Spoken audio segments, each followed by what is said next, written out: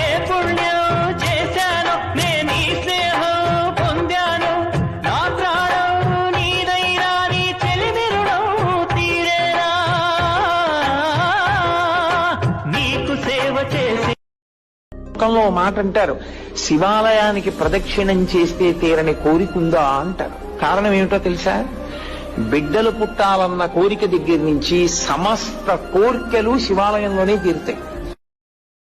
జయతు జయతు హే శంభో శంకర జయతు జయతు హర ఓం జయతు జయతు హే శంభో శంకర జయతు జయతు హర ఓం నాగేంద్రహారాయ త్రిలోచనాయ భస్మాంగరాగాయ మహేశ్వరాయ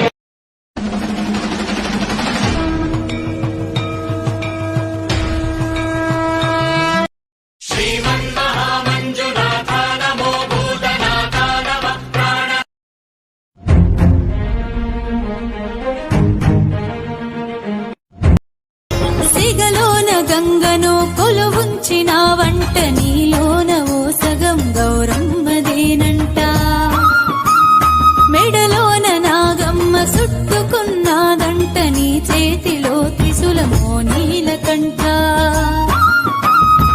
ఏమీ కోరని వాడు నా శివుడు ఏమీ ఎరుగని తండ్రి నా దేవుడు కైలాసమిడిసిన నాగరల కంఠుడు కాటిలోనైన సామట్నే ఉంటాడు. ఎందుకయ్య పరమేశ్వర ఇంతటి